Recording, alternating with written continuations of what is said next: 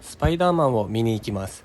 今日から新しいスケッチブックです。キム・ジョンジ先生のイラストがデザインされたモレスキンですね。肌触りが最高です。映画終わりました。これは予告が始まる前に描きました。15分くらいですね。時間に合わせて絵柄を調整できたら面白いのでいろいろ試してます。ベンチがあったので公園でスケッチしました。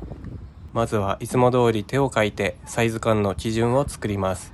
横長のノートなので視界に映る右から左を広く描きたいと思います。はい、だいぶスケッチが進みました。ここまで15分ですね。先ほどの映画見る前のスケッチだったらもう完成してますね。時間をかけてる割に手元の方がごちゃごちゃして分かりづらいです。サイズ感やディテール、遠近感など感じ取ったものを闇雲に書いてしまいがちなので、書き分けることができたら分かりやすくなりそうです。先に言っておくと、このスケッチは完成しませんでした。雨が降ってきたので中断したんですね。それでも半分以上は描けたので、皆さんがスケッチする時の何か参考になれば嬉しいです。今描いているベンチは視界の左側にあります。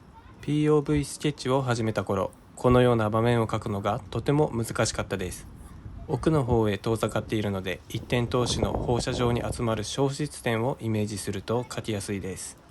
感覚的な話になりますが、観察するときは目や首を動かしていろんなところを見ますよね。視界の端っこを描くために首を動かすと正面になってしまいます。そのまま描くと正面の見え方で描いてしまうんですね。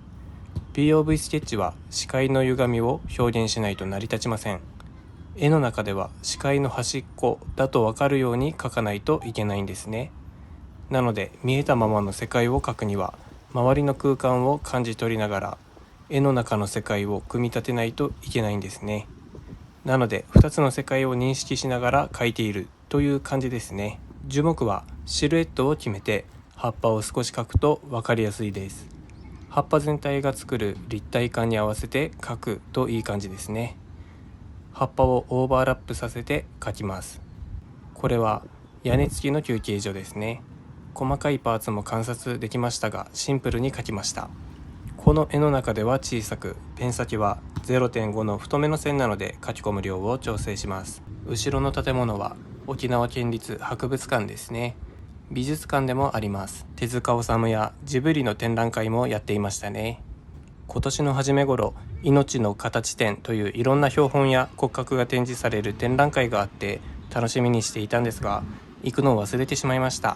生き物の描き方なども勉強して動画にしたいので、ぜひまたやってほしいですね。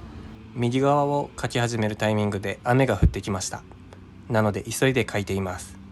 こういう時のためにもシルエットから描けるようになりたいんですよね。先に全体を決めてしまって、書き込む量はその時の状況に合わせて調整する。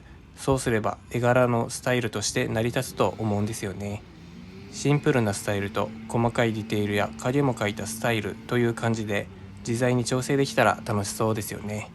はい、本降りになってきたので中断です。今回のスケッチがこちらです。で、この後ですね、気分が悪くなって病院に行きました。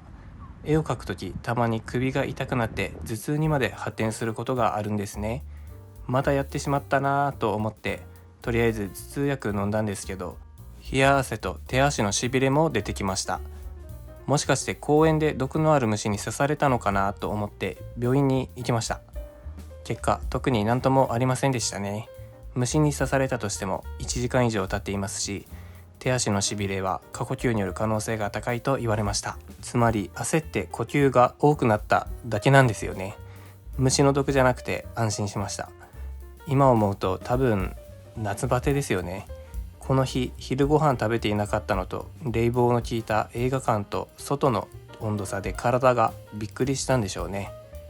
はい、最後は診察してもらった後、会計待ちの時に描いたスケッチです。皆さんも夏バテ対策気をつけてくださいね。最後までご視聴ありがとうございました。気が向いたらチャンネル登録お願いします。